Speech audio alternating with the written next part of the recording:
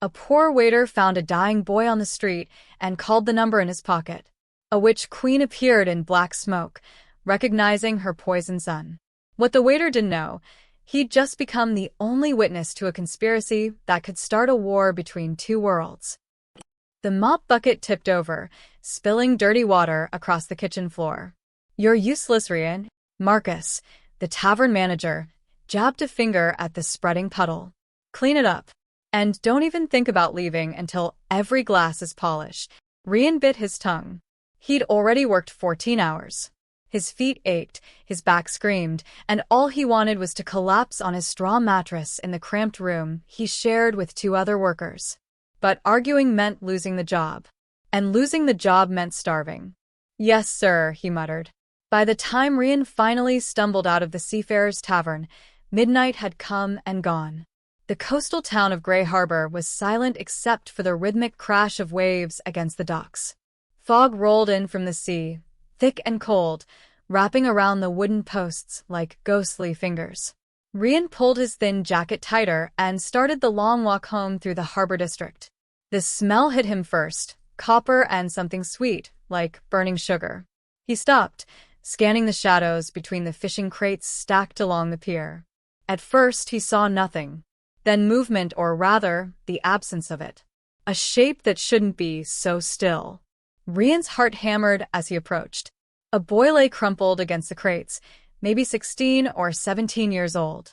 His clothes were strange, dark fabric that seemed to shimmer even in the dim light, too fine for anyone in Grey Harbor. But it was his face that made Rian's breath catch. The boy's skin was white as bleached bone. His lips had a blue tinge. And beneath the skin of his neck and arms, faint lines glowed with an eerie blue light, like frozen lightning trapped under ice. "Hey!" Rian dropped to his knees, pressing fingers against the boy's throat. A pulse, but barely there. The skin was ice cold. "Can you hear me?" No response. Rian looked around wildly. The streets were empty. The nearest doctor was 20 minutes away, and this boy didn't look like he had 20 minutes. Whatever was wrong with him, it wasn't natural. Those glowing veins. He had to find help. Someone. Anyone. Rian patted the boy's pockets, searching for identification, money, something. His fingers closed around cold metal. He pulled out a circular sigil, no bigger than his palm. Strange symbols were etched into its surface, and they seemed to move in the moonlight, rearranging themselves. On the back, scratched into the metal as if by a knife, was a series of numbers. A phone number. Rian's hands shook as he pulled out his battered phone. This was insane. The boy could be anyone. A criminal, a drug dealer, someone dangerous. But those glowing veins, that deathly pallor. He dialed. The phone rang once. Twice. Then a voice answered, and Rian's blood turned to ice. It wasn't just a woman's voice. It was layered, as if three people spoke in perfect unison, with a crackling distortion underneath like static from a broken radio. Each word seemed to echo from somewhere far away and impossibly close at the same time. "Who dares use this channel?" Rian's mouth went dry. I found a boy. He's dying, I think." This number was. "Describe him." The voice cut through his words like a blade. 16, maybe 17. Dark hair. Fancy clothes. His veins are glowing blue, and he's cold as. "Do not move." The line went dead. Rian stared at his phone, then at the dying boy. What had he just done? "Do not move," he whispered to himself. What does that? The air changed. It started as a pressure in his ears, like diving deep underwater. Then the temperature plummeted. Rian's breath came out in white clouds. The fog around them began to swirl, pulling inward, converging on a point 10 feet away. Black smoke erupted from nothing. It poured upward like oil flowing in reverse, thick and viscous, defying gravity. The smoke twisted, condensed, shaped itself into a human form. Rian scrambled backward, his back hitting the crates, unable to look away. The smoke solidified into a woman. She was tall, wrapped in a cloak that seemed woven from shadows themselves. Her face was sharp and beautiful in the way a knife was beautiful, elegant and deadly. Her eyes glowed with the same blue light that pulsed through the boy's veins, but hers burned with an intensity that made Rian want to look away and never stop looking at the same time. Power radiated from her like heat from a forge. She ignored Rian completely, crossing the distance to the boy in 2 strides. Her hands hovered over him, and symbols appeared in the air. Glowing runes that Rian couldn't read, but somehow felt were ancient beyond measure. "Eric," she whispered, and for the first time, her voice was singular, human, broken. "My son." So, The woman's head snapped toward Rian. Her glowing eyes pinned him in place. you called me, she said. It wasn't a question. Yes. I found him like this. I didn't know what else. How long has he been unconscious? I don't know. I just found him maybe 5 minutes ago. The woman's jaw tightened. She pressed her palm against the boy's, Eric's, chest. The blue glow intensified, then flickered. She pulled back as if burned, staring at her hand with something Rian had never expected to see on such a powerful face. Fear. "Poison," she breathed. "But this is impossible. Nothing should be able to." She cut herself off, turning back to Rian. "You will come with us." What? "No, I just wanted to help." The woman raised one hand. The air around Rian solidified, invisible chains locking around his wrists and ankles. He couldn't move, couldn't even fall. Panic surged through him. "I can't leave witnesses," the woman said, scooping Eric into her arms as if he weighed nothing. "And you may be useful for questions." "Questions?" I don't know anything. "Please, I'm just a waiter, The world twisted. It felt like being turned inside out. Rian's stomach lurched. Reality folded around him like paper, colors bleeding together. He tried to scream, but had no air in his lungs. Then, with a sensation like breaking through water surface, everything stopped. Rian collapsed onto cold marble floor, gasping. His vision swam, but as it cleared, his mind struggled to process what he was seeing. They were no longer in Grey Harbor. They stood in an enormous hall carved from white stone that glowed with its own inner light. Vaulted ceilings stretched impossibly high, covered in moving constellations that weren't quite stars. Pillars carved with more of those ancient symbols lined the walls. And through the massive windows, there was no ground, only clouds and open sky. They were floating. The entire structure was suspended in the air. "Seize him." Armored guards materialized from alcoves Rian hadn't noticed. Their armor was black and silver, decorated with more glowing runes, and they moved with inhuman speed. Strong hands grabbed his arms, hauling him to his feet. The woman, the witch, because what else could she be, laid Eric on a platform in the center of the hall. Other figures rushed forward, dressed in robes, their hands glowing as they began working over the unconscious prince. "Your Majesty," one of the guards said, and Rian's heart sank further. Majesty. This wasn't just a witch. This was.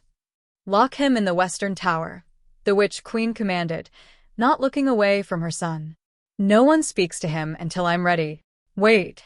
Rian struggled against the guard's iron grip. "I didn't do anything. I was trying to help." The queen finally looked at him.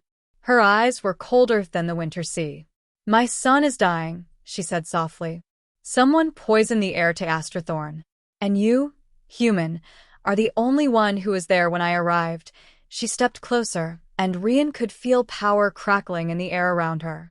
"So you will wait in a cell until I decide whether you're a would-be murderer or merely the unluckiest fool to walk the earth."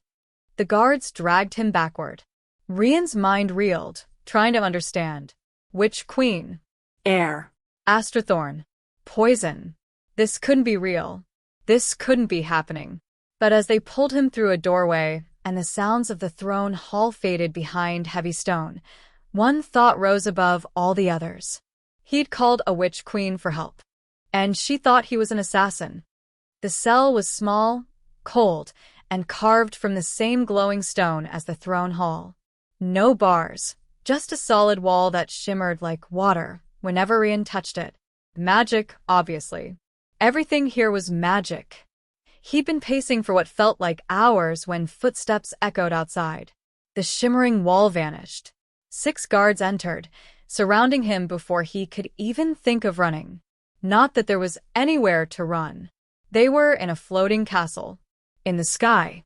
"The Queen summons you," one guard said flatly.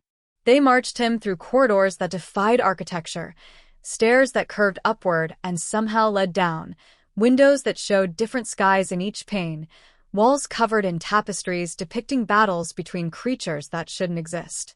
Rian's exhausted mind couldn't process any of it. The throne hall was packed now. Dozens of figures in elaborate robes lined both sides of a central aisle, their faces cold and hostile. At the far end, seated on a throne of twisted silver branches, was the Witch Queen. She looked even more terrifying in proper light. Her crown was made of black crystal that absorbed light rather than reflected it. The air around her rippled with barely contained power. Prince Eric lay on the platform beside her throne, still unconscious.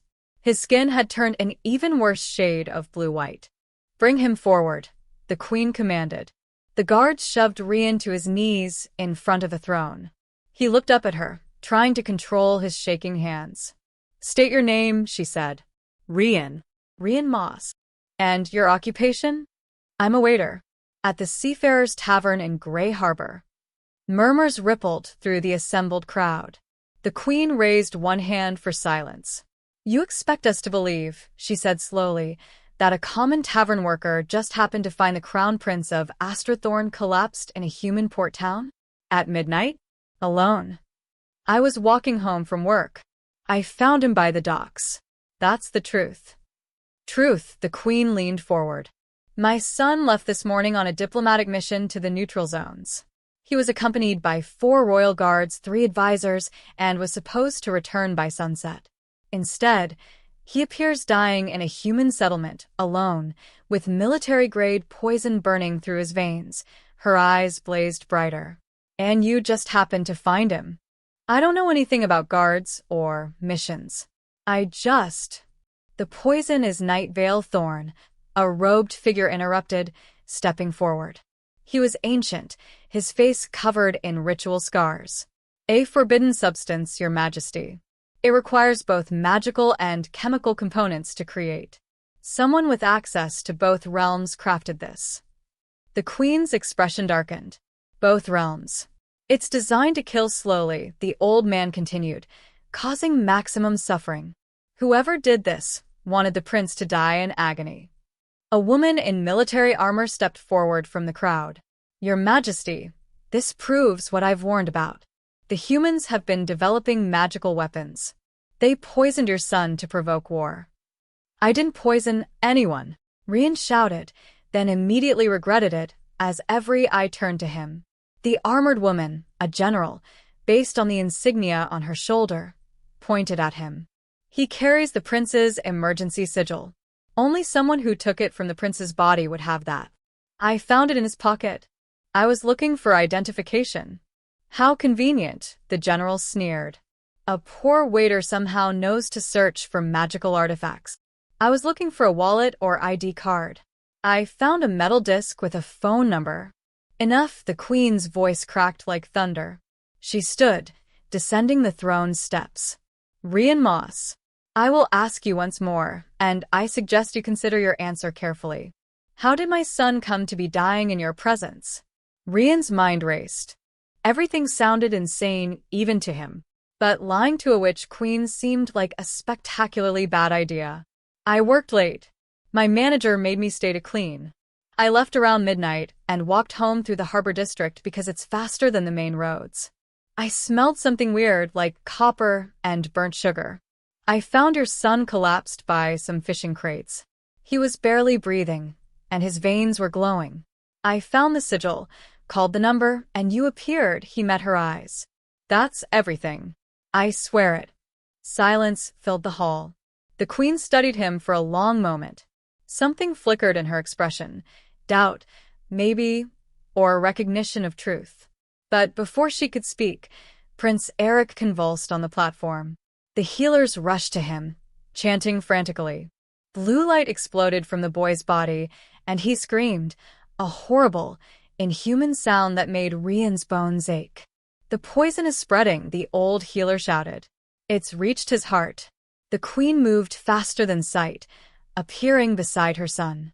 She pressed her hands against his chest, and power flooded the room.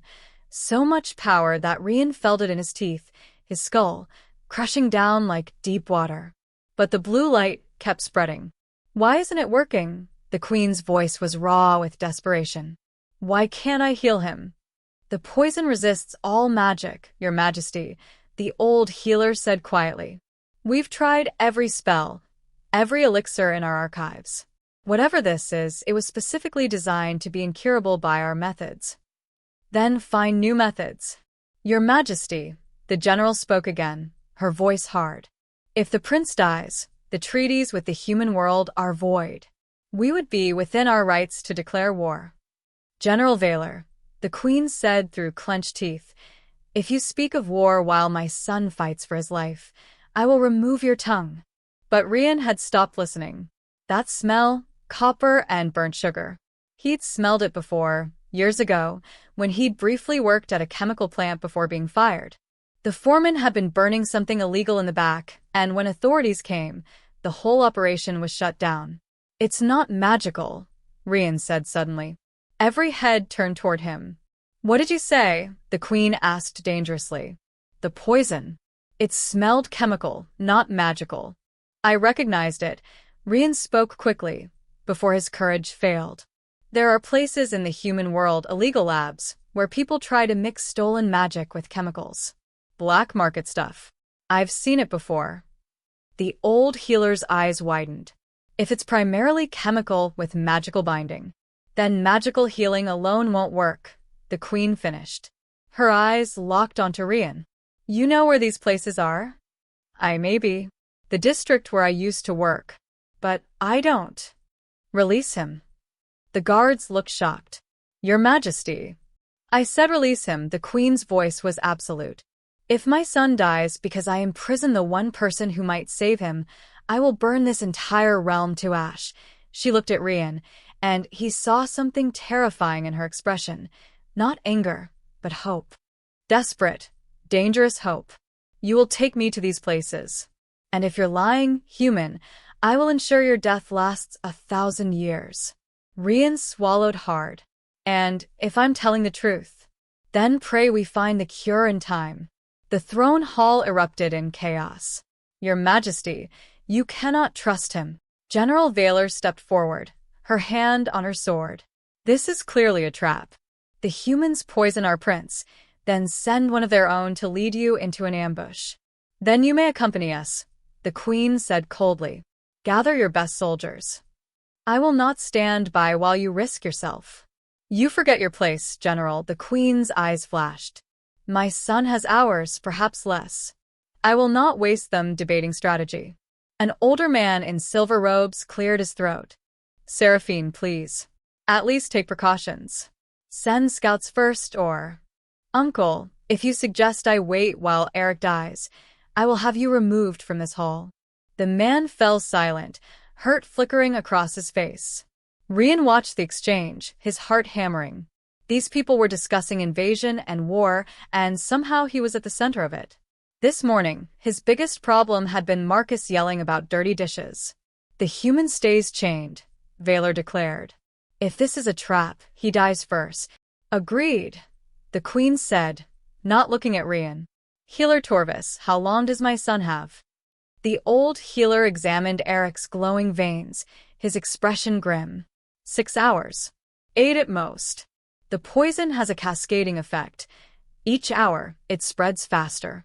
By the time it reaches his brain, he didn't finish. 6 hours, the queen turned to Rian. Her face was a mask, but he saw the tremor in her hands. That's how long you have to prove your worth. Show me these labs. They appeared in an alley that smelled of rotting fish and industrial waste. Rian stumbled, still not used to the nauseating sensation of magical teleportation. The queen had transported them, himself, Valor, and 4 royal guards, directly into Grey Harbor's industrial district. Where? The Queen demanded. Rian oriented himself, recognizing the crumbling factories that loomed against the pre-dawn sky. This way. But these places don't advertise. They move locations constantly. Then how do we find them? We ask the right people. He led them through streets he'd hoped never to see again. The industrial district was where Grey Harbor kept its secrets, illegal gambling dens, stolen goods warehouses, and worse. The kind of place where a witch queen and her guards should have drawn immediate attention. But the queen had cast some kind of glamour. To anyone watching, they probably looked like dock workers or merchants. Magic, Rian was learning, was terrifyingly convenient. They found the first contact outside a gambling house, a scarred man Rian recognized from his chemical plant days. Dex, Rian called. I need information. Dex looked him up and down, suspicious. Rian? Thought you went straight. I need to know where the magic labs are running now. The ones that mix compounds. Why? Dex's eyes narrowed. You working for the City Watch? No. I'm working for someone who'll pay well. Rian glanced at the Queen, who produced a small pouch. When she opened it, gold coins gleamed inside, more money than Rian had seen in his life. Dex whistled low. Factory District, 3 blocks east. Abandoned textile mill. But they've got guards, and they don't like visitors. The textile mill's windows were dark, but Rian could see light through the cracks in the boarded-up entrance. As they approached, one of the Queen's guards held up a hand. Armed sentries. 2 on the roof, 3 at the door. Can you handle them quietly? The Queen asked. Yes, Your Majesty. The guards moved like shadows, and within seconds, the sentries were unconscious. Valor kicked in the door, and they rushed inside. The smell hit Rian immediately, copper and burnt sugar, mixed with chemical solvents. The same smell from the prince. The interior had been converted into a makeshift laboratory. Tables covered in beakers, burners, and strange equipment lined the walls. But the room was empty of people. They knew we were coming, Valor growled, sword drawn. The Queen moved to the nearest table, examining the equipment. Her hands traced symbols in the air, and residue on the beakers began to glow. This was used recently, within the last day. Your Majesty, one of the guards called from a side room. You need to see this. They followed him into what looked like an office. Papers covered a desk, formulas, shipping manifests, and a large map of the region. But what made Rian's blood run cold was the photograph pinned to the wall. Prince Eric. A perfect shot of him leaving a building, laughing with his guards. They were watching him, Rian whispered. The Queen picked up one of the papers, her hand shaking. These formulas. They're not trying to create poison. They're trying to replicate something. Replicate what? Valor demanded. Ancient magic. The kind that hasn't been seen in centuries. The Queen's voice was hollow. This isn't a random attack. Whoever did this has been planning it for months, maybe years. A floorboard creaked behind them. Everyone spun. A figure stood in the doorway. A thin man in a stained lab coat, holding a vial of blue liquid. His hand was raised, thumb on a trigger. One move and I drop this, he said, voice shaking. It's a concentrated version of what's in the prince. The fumes alone will kill everyone in this room. Who hired you? The Queen asked, her voice deadly calm. I don't know names. Just payments and instructions. Sweat beaded on his forehead. They told me someone might come looking. Said to tell you that this is just the beginning. The beginning of what? The reckoning. The man's eyes were wild. You magical beings think you can hide in your sky castles while humans suffer below? Someone's going to change that. Someone's going to take your power and... Valor moved. One moment she was standing still, the next her sword was through the man's chest. He dropped without finishing his sentence, the vial tumbling from his hand. The Queen caught it with magic before it hit the ground, suspending it in midair. You fool, she snarled at Valor. He might have known more. He was a fanatic, Your Majesty. They never know anything useful, Valor cleaned her blade calmly. But we found the lab. Let your healers examine this place. They might discover something. The queen carefully sealed the vial in a magical container, but Rian could see the despair in her eyes. They'd found the source, but no cure. No answers. And somewhere, a clock was ticking. 5 hours left. There's another lab, Rian said as they stepped back into the alley. Has to be. The queen turned to him, exhaustion bleeding through her regal mask. What makes you think that? This was too clean. No one leaves formulas lying around unless they want them found. And that man, he was expecting us. This was a dead end, Rian pointed back at the mill. They wanted to waste our time. Valor's eyes narrowed. Or it's a diversion while they prepare a real ambush. Maybe. But my son has 4 hours. The queen looked at Rian with an intensity that made him want to step back. Where would a real lab be? Rian thought back to his months working the chemical plants. Somewhere with industrial power sources. Running water. Heavy ventilation systems to hide the fumes. And he hesitated. Say it. Access to the docks. If they're importing magical components, they'd need to move them quietly. There's only one place in Grey Harbor that fits, he met her eyes. The old shipyard. Been abandoned for 5 years, but the power still runs. City never shut it off properly. Then we go now. Your Majesty, one of the guards said urgently, we should return to Aster Thorn, gather more forces. There's no time, the queen raised her hand, preparing another teleportation spell. Wait, Rian said. You can't just appear there. If this is real, they'll have wards, detection spells. We need to approach carefully. Valor laughed bitterly. A human teaching us about magical security. A human who knows how criminals think, Rian shot back. You want to save your prince or prove you're smarter than me? The general's hand went to her sword, but the queen held up a hand. He's right. We go on foot. Quietly. The shipyard sprawled across the waterfront like the skeleton of a dead giant. Rusted cranes towered overhead, and the massive warehouses loomed against the lightning sky. Dawn was breaking. They'd been searching for hours. Rian led them through a hole in the perimeter fence he'd used years ago to scavenge scrap metal. The queen moved with surprising stealth for someone in flowing robes, though Rian suspected magic was involved. There, Valor whispered, pointing at the largest warehouse. Faint light glowed from the high windows. Power consumption. They crept closer. As they reached the warehouse wall, Rian heard voices inside. At least a dozen people, maybe more. One of the guards pressed his hand against the metal wall, and his eyes glowed blue. Magical wards. Complex ones. There are also mundane guards, 8, armed with both bullets and spelled weapons. Can you break the wards? The queen asked. Yes, but they'll know the moment I do. Then we make this fast, the queen looked at Rian. When we breach, you stay behind the guards. If this goes wrong... An explosion of force threw them all backward. Rian hit the ground hard, ears ringing.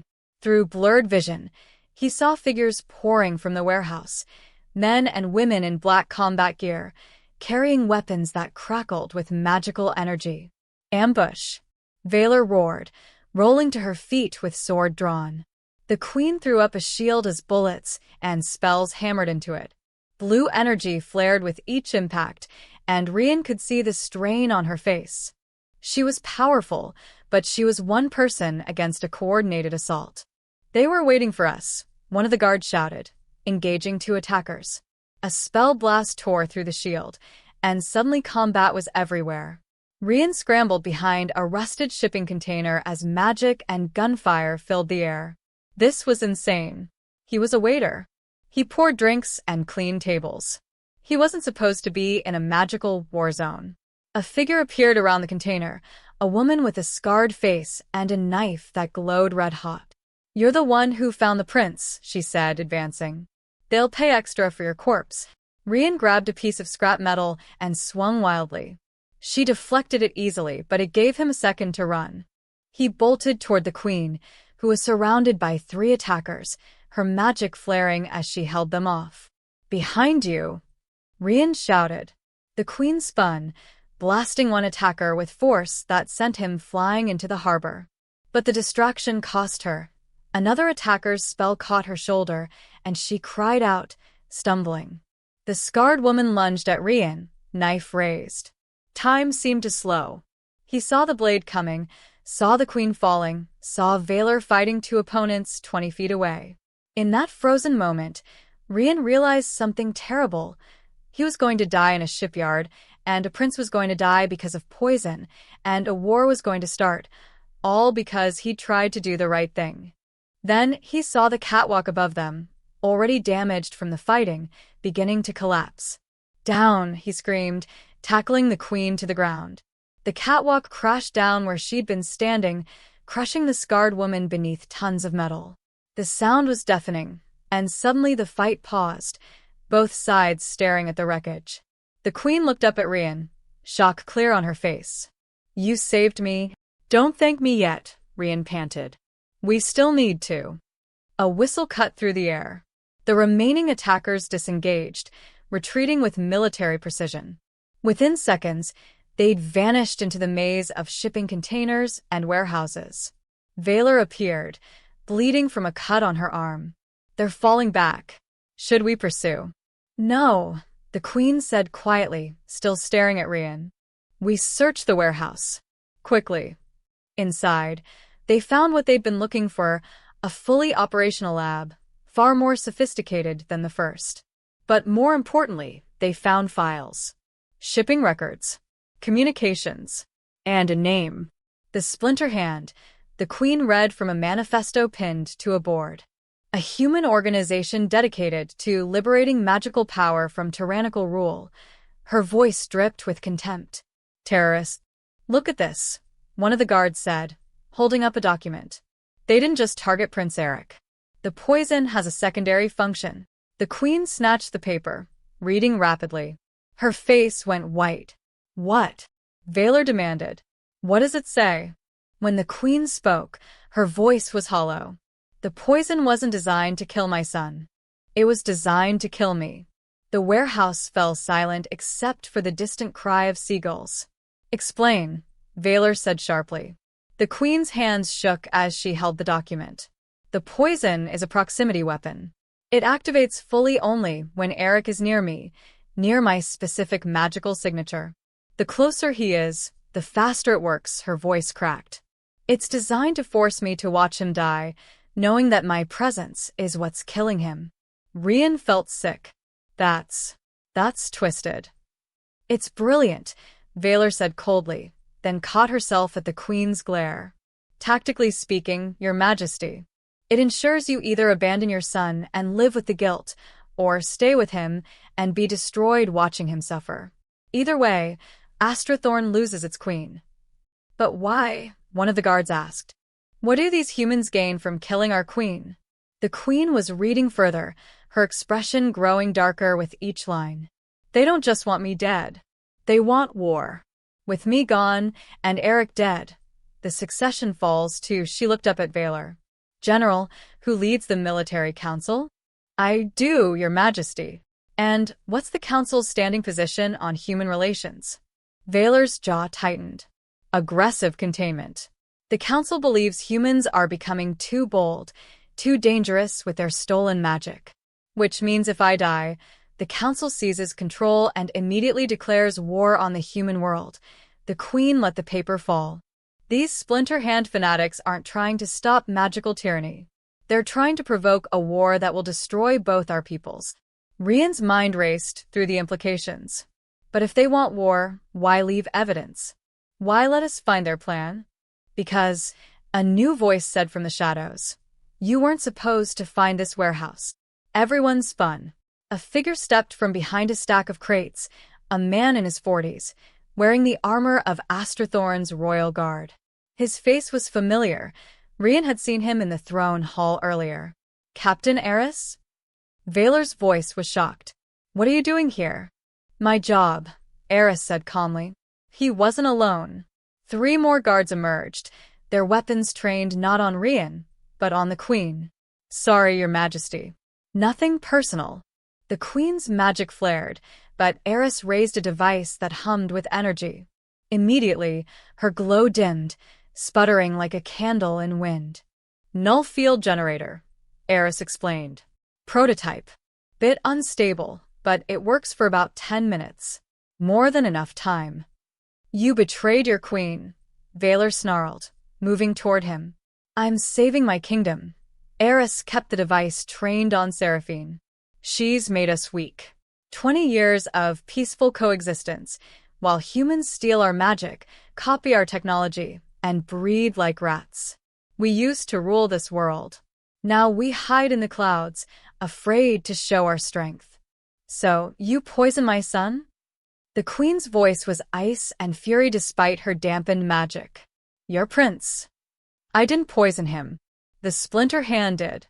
I just made sure he'd be somewhere convenient when it happened. Eris smiled coldly. The prince's diplomatic mission? I planned the route. Suggested he take the coastal path. Told him it would be a nice view. Made sure his guards were one-eyed. Convinced to look the other way at the right moment. You killed them, Valor said. The guards who were supposed to protect him. They were weak. Like Seraphine. Like everyone who thinks we can share this world with humans. Eris gestured to the warehouse around them. I've been working with the Splinter Hand for 2 years. Feeding them information. Helping them develop their weapons. And in return, they helped me create the perfect scenario. The queen dies, the prince dies, and I deliver the proof that humans killed them both. The council declares war, Valor breathed. And you lead it. No, General. Eris looked at her with something like pity. You do. You're the people's hero, the strong military leader. I'm just a humble captain who exposed the conspiracy. He stepped closer, the null-field device humming louder. The queen has minutes left to live. The poison in her presence will finish the prince within the hour. And you, General Valor, will have no choice but to assume command and avenge them both. Rian's heart pounded. He looked around desperately. 3 of their guards were down or injured from the earlier fight. The queen's magic was suppressed. Valor was a fighter, but outnumbered. They were trapped. Then he noticed something. The null-field device had a cable running from it to a power pack on Eris's belt. A very exposed cable. You won't get away with this, the queen said, clearly buying time. My uncle, the council members who oppose war, will be dealt with. I have allies throughout Asterthorn. Eris raised his other hand, holding a spelled blade. I'm truly sorry, Your Majesty. You were a good queen, just not the one we need. He stepped forward, blade raised. Rian moved. He'd never been a fighter, never been brave. But something in him refused to let this happen. He lunged, not at Eris but at the cable, ripping it from the power pack. The null field collapsed. The queen's magic exploded back to life, like a dam breaking. Blue light flooded the warehouse, so bright Rian had to shield his eyes. Eris screamed as the force lifted him off his feet and slammed him into a wall hard enough to crack the concrete. The traitorous guards tried to run, but Valor was already moving. She cut down 2 before they'd taken 3 steps. The third surrendered, dropping his weapon. When the light faded, Eris was unconscious, bleeding, but alive. The queen stood over him, her eyes blazing with fury and anguish. Chain him, she commanded. He'll stand trial for treason. Valor obeyed, binding Eris with spelled restraints. Your Majesty, if he's been planning this for years, there must be others. More traitors in Asterthorn. I know, the queen looked suddenly exhausted. But first, we save my son. She turned to Rian. For the first time, there was something other than suspicion in her eyes. You saved my life. Twice now. Rian shrugged awkwardly. I'm just trying not to die. You're doing more than that, she placed a hand on his shoulder. And I owe you more than I can repay. But we still don't have the cure. We know who poisoned Eric, but not how to save him. The warehouse suddenly felt very cold. Because she was right. They'd found the conspiracy, but the prince was still dying. And they'd just run out of time. The palace healers worked frantically as dawn broke over Asterthorn. Rian stood in the corner of the infirmary, watching the queen pace like a caged wolf. They'd returned to find the citadel in chaos. Valor had immediately begun arresting suspected traitors, while the queen's uncle and loyal council members tried to maintain order. But none of it mattered if Prince Eric died. Your Majesty, Healer Torvis said quietly. We've analyzed everything from the warehouse. The chemical components, the magical binding, all of it. And the Queen's voice was desperate. There is a way to reverse the poison, Torvis hesitated. But the cost. Tell me. The old healer's face was grave.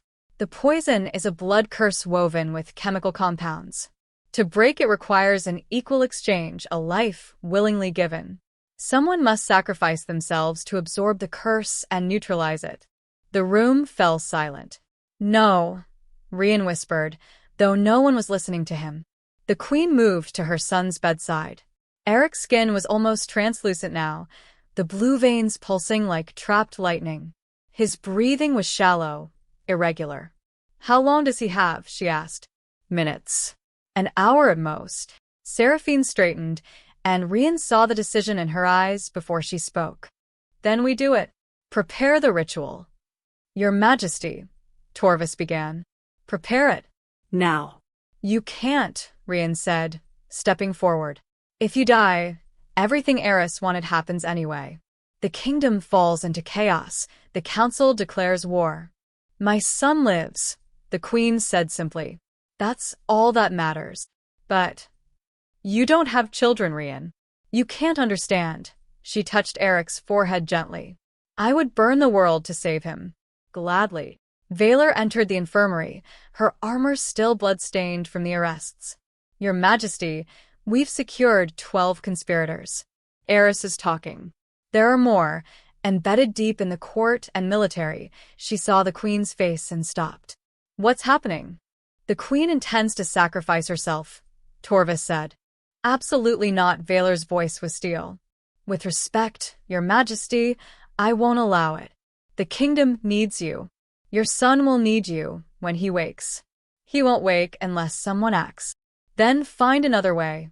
Use a prisoner, a volunteer. There's no time. The Queen's composure cracked. Every minute we debate, he slips further away. I will not lose my son because I was too afraid to pay the price. Rian looked at Eric's pale face. The boy was 16, maybe 17. Younger than Rian had thought at first. He'd never spoken a word, never opened his eyes. Just a kid dying because adults played games with power. And suddenly Rian was angry. Angry at Eris for his betrayal. Angry at the Splinter Hand for their twisted ideology. Angry at a world that put children in the crossfire of politics and war. But mostly, he was angry at himself. Because he'd been invisible his whole life. A poor waiter nobody noticed, nobody valued. He'd accepted that. Accepted being Marcus's punching bag. Accepted poverty. Accepted being nothing. But the Queen had noticed him. Trusted him. And that 16-year-old prince, who Rian had never even met, deserved a chance to live. I'll do it, Rian said. Everyone turned to stare at him. What? The Queen asked. The sacrifice. It needs a willing life, right? I'll give mine. Don't be absurd, Valor started. Why is it absurd? Rian's voice was steady. I'm nobody. A waiter? You said it yourself. I'm just a human who happened to find your prince. But you're queen. You have a kingdom to lead, a son to raise, a war to prevent. Your life is worth more than mine. Rian, no, the Queen moved toward him. You saved us. Saved me. I won't let you. You don't get to choose, he looked at Torvis. The sacrifice has to be willing. The person has to choose it themselves. Right. The healer nodded slowly. Yes. Then I choose. Rian surprised himself with how calm he felt. Tell me what to do. The Queen grabbed his shoulders. Why? Why would you do this? Because Rian thought about it. Because my whole life, I've been nothing. Maybe just this once, I can be something. Someone who mattered. Even if it's only for this. Tears streamed down Seraphine's face. The first time he'd seen her cry. You matter. You already matter. Please, there has to be another way. Your Majesty, Eric's voice was barely a whisper. Everyone rushed to the bedside. The prince's eyes were open, just barely, his gaze unfocused. Eric. The Queen gripped his hand. We're going to save you. Just hold on. No, the word took visible effort. Heard. Everything, his eyes found his mother. Won't. Let him. Die for me. You're too weak, the poison. I'm. The air, a ghost of a smile, crossed his blue lips. Make. My own. Choices. His hand began to glow, weak, flickering, but unmistakably magical. Torvis gasped. Impossible. He's too far gone to use magic. Not using it, Eric whispered. Giving it. The glow intensified, spreading from his hand to Rian's. It felt warm, like sunlight, pushing back the cold fear in Rian's chest. Eric, what are you doing? The queen cried. Sharing. The cost? The prince's voice grew slightly stronger. He gives. Years of life. I give. My magic. Split. The curse. Between us. Torvis's eyes widened. A divided sacrifice. It's theoretically possible, but... Do it, Eric commanded, sounding briefly like the prince he was. Now. The healer looked at the queen. She stared at her son, at Rian, and something broke in her expression, pride and grief and desperate hope all at once. Do it, she whispered. The ritual began. Magic and light filled the room as Torvis chanted in a language Rian didn't know. The warmth from Eric's hand became heat, then fire, burning through him. He felt something being pulled from deep inside, not his life exactly, but his years, his future, his time.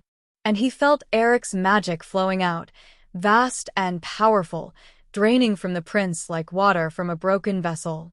The blue poison flared one final time, then shattered like glass. Rian collapsed. So did Eric. And everything went black. Rian woke to sunlight streaming through crystal windows. For a moment he thought he was dead. The ceiling above him was carved from white stone that seemed to glow from within, and the bed he lay in was softer than anything he'd ever felt.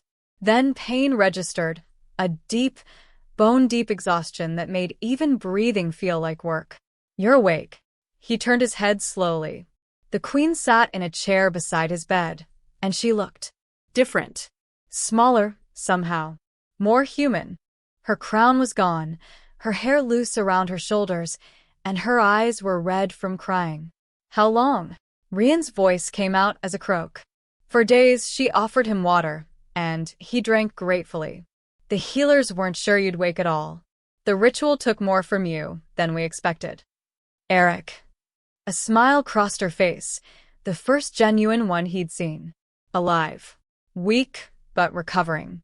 The poison is gone completely, the smile faded. His magic is gone too. He gave it all to save you. Rian tried to process that. Can he get it back? No. Magic, once given, cannot be reclaimed. The queen's voice was heavy. He'll live as a human now. No spells, no flight, no connection to the power that defines our people. I'm sorry. Don't be. He made his choice. She squeezed Rian's hand. He wants to meet you properly. But first, there are things you need to know. Over the next hour, the queen told him everything. Valor had rooted out 37 conspirators in Astrathorn, including 2 council members and a dozen military officers. Eris and his co-conspirators had been executed for treason. The Splinter Hands operations in the human world were being systematically dismantled. But the damage was done. Trust between the magical and human worlds had been shattered. The council wants war, Seraphine said.